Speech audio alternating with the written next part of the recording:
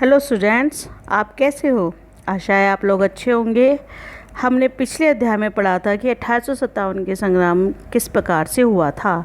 इस अध्याय में हम पढ़ेंगे कि सन 1857 के संग्राम के पश्चात देश में कौन कौन सी चुनौतियां आई, उसके असफल होने के क्या कारण थे और किस प्रकार से अंग्रेजी शासनकाल स्थापित हुआ और किस प्रकार से आने वाली विभिन्न प्रकार की चुनौतियों को अंग्रेजी शासनकाल में दूर किया गया।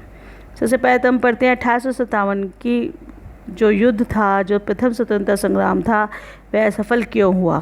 क्योंकि हमारा देश बहुत छोटे छोटे राजाओं के अधीन था, उनमें आपस में एकता नहीं थी, संगठन का अभाव था, जिसके कारण यह युद्ध असफल हुआ।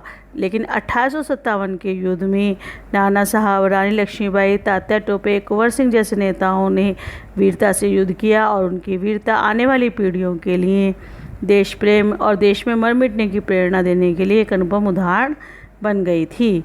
लेकिन 1857 के बाद भी हमारे देश में संगठन का अभाव रहा, जिसके कारण अंग्रेजी शासन यहाँ पर चलता रहा। 1857 के पश्चात ब्रिटिश शासन ने भारत में ईस्ट इंडिया कंपनी का शासन खत्म करके महारानी विक्टोरिया का शासन इंग्लैंड की महारानी के अधीन कर दिया।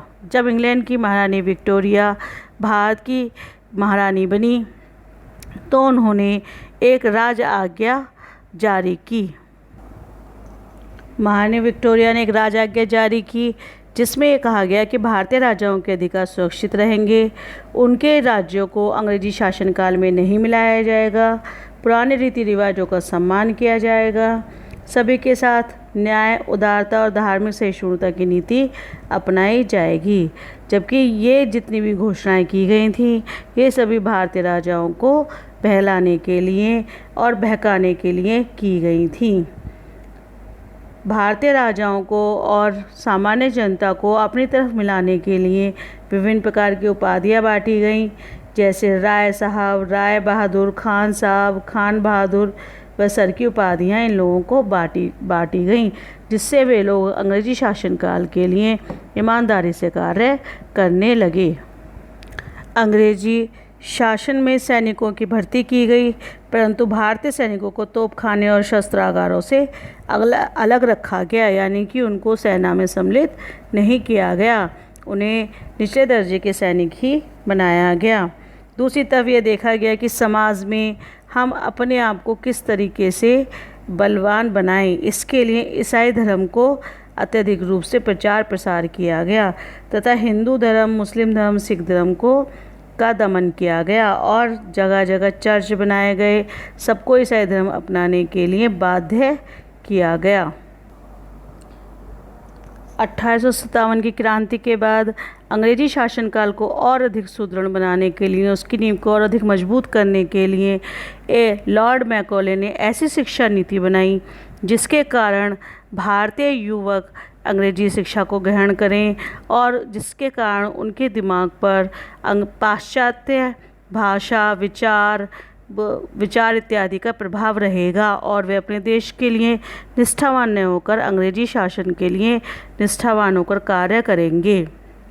1857 के युद्ध के पश्चात अंग्रेजों ने भारतीय समाज में फूट डालने की नीति भी अपनाई, जिसके कारण हिंदू मुस्लिमों को अलग अलग कर दिया गया और उनमें भेदभाव पैदा किया गया तथा इसके कारण उन्होंने अपना राज्य अच्छी प्रकार से भारत में चलाया।